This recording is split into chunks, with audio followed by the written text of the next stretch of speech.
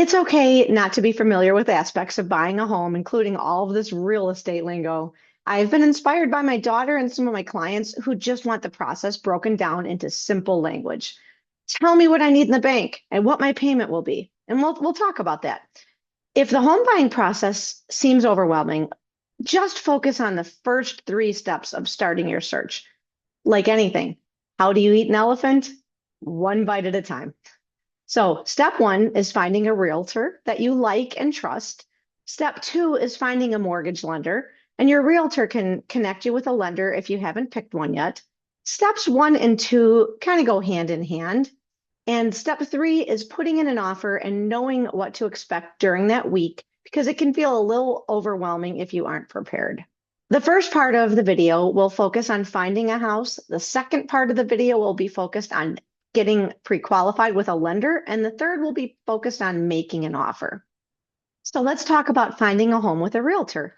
A realtor should be the first person you talk to understand the process, including what your responsibility is versus theirs. Find a realtor who's going to really understand what type of home you're looking for and in which location. And let's be honest, sometimes we don't know what we really want until we've seen a few homes with a realtor.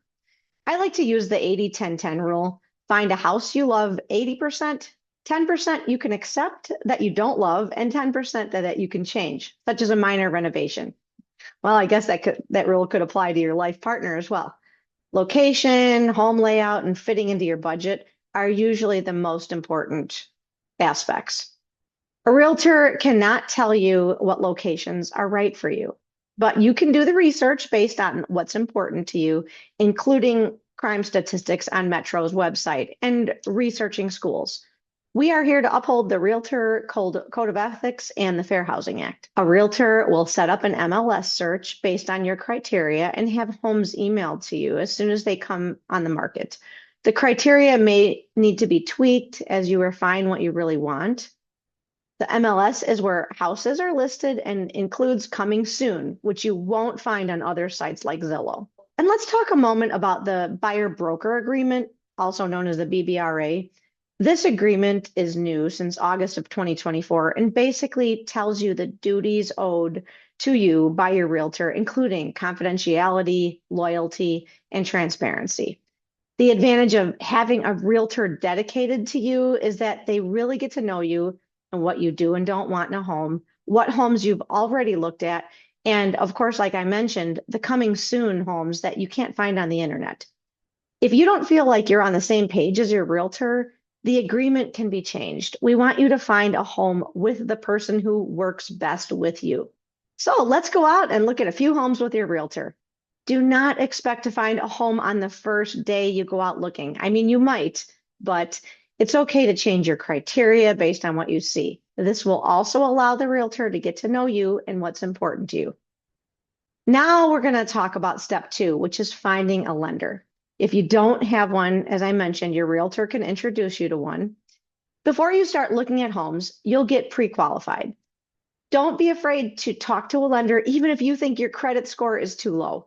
This is only one factor in getting pre-qualified, and it'll help your realtor know what your price range is to show you homes in.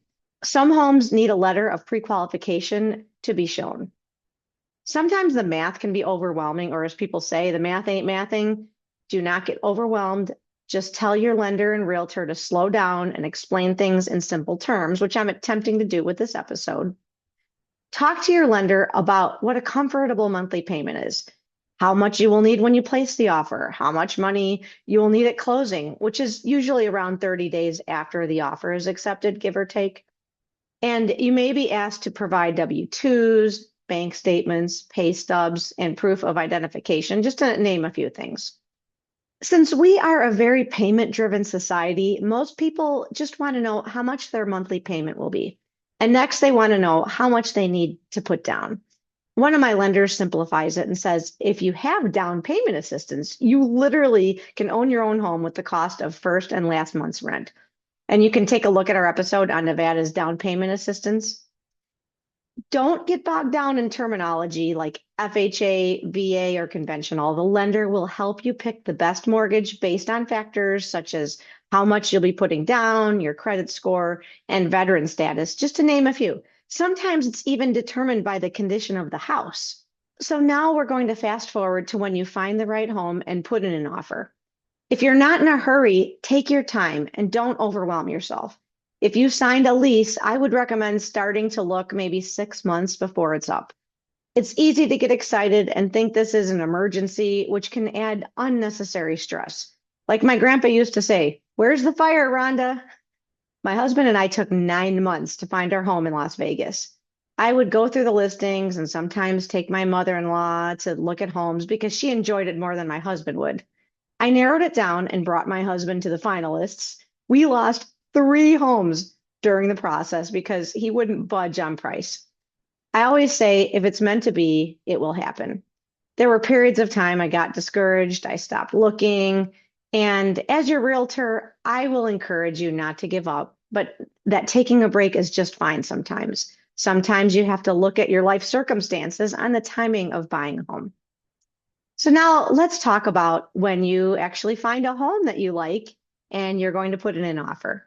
When you find a home that you like, before you decide to put in an offer, your realtor can do what we call comps or comparables to other homes that have sold in that area with similar criteria, right? To confirm that the offer you're making is appropriate.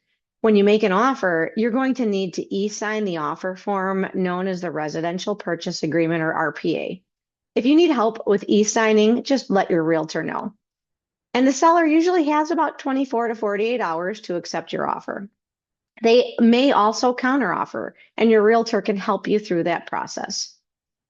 When your offer is accepted, you will put down a good faith deposit, also known as earnest money. It's usually about 1 to 5% of the sale price. So for example, on a $300,000 home, it would be at least $3,000. So you can just move those decimals over to the left 2 places. This money is held by a third party and then put towards closing costs. There's a lot of fraud going on, so don't wire your money to anyone until you've confirmed they are who they say they are. And now that your offer has been accepted, stay calm, but get ready for a busy week. Because the week following your offer being accepted, it's called due diligence. During this time, you will be responsible for ordering an inspection to make sure that you are aware of any repairs needed in the home that you may not have noticed. And this costs about $400, and they may take credit card. The inspection usually needs to be done within 5 to 10 days. Once you know what repairs are needed, you can decide if you still want to move forward with the home and negotiate how much of the repair costs you would like the seller to cover versus you and what you want fixed by the seller before you close. Well, all of this, while this is happening, your lender is making sure that your mortgage is in underwriting. Part of this step is an appraisal, which is scheduled by your lender, but paid for by you. Usually costs around $400 to $500. The appraisal is to make sure that the home is worth what you are borrowing to pay for it. Another thing you're responsible for is getting homeowners insurance. You can start with the insurance company that provides your car insurance. The seller is required to request HOA or CIC documents within 10 days, but you are responsible for reviewing them. HOA stands for Homeowners Association, and CIC stands for Common Interest Community. And this tells you what the rules and regulations are for that community where that home is. A large number of homes in Las Vegas are part of an HOA. You will also decide if you are going to purchase a home warranty. A home warranty specialist will contact you during this time as well. And there will be times between your offer being accepted and the closing date that you may not hear anything because everything is happening in the background. But make sure that you respond to any inquiries and stay on top of getting the inspection and appraisal and reading those HOA guidelines. Your realtor and lender can guide you through the final steps. Your closing date will be set, and there will be what's called a final walkthrough a day or two before closing to give it one last look to make sure it's in the same condition as it was when you saw it. You will close and in most cases receive the keys and be able to move in within a couple of days. And there are fees that go into a mortgage closing. Your lender will go through the settlement statement with you and answer any questions. Like I mentioned, I have a separate episode on down payment assistance. If you qualify, you could end up coming to closing with no additional money. Your lender will help you navigate all of this. Your mortgage payment will include homeowners insurance, PMI, which is private mortgage insurance if you don't have 20% down, property taxes, and HOA fees. When you're looking at homes, make sure you're paying attention to taxes and HOA fees when you're looking at the listings because they can drastically change that monthly payment. And whatever you do, don't quit your job or apply for any credit during this time without first talking to your lender. Buyers have gotten denied at the last minute because of these types of activities. They went to go buy furniture on credit, and then that affected their mortgage. So when I started this video, I said most people want to know what their monthly payment will be, how much money they need for each step, and when. So I'm wrapping this up with an example. Here are the estimated costs for a $300,000 home with no HOA and $1,800 a year in property taxes, which is about $150 a month. The earnest money deposit is approximately $3,000, which is payable when the offer is accepted by the seller. The inspection and appraisal are due within a few days after that. In this example, the buyer qualified for down payment assistance and actually got money back at closing. Just like I mentioned earlier, you could be in the home for approximately $3,800, which is almost the same as first and last month's rent. And finally, the estimated mortgage payment is $2,317. I have a more detailed home buying checklist if you're interested. If you like this video, please click like and subscribe to my channel for more videos on home buying in Las Vegas.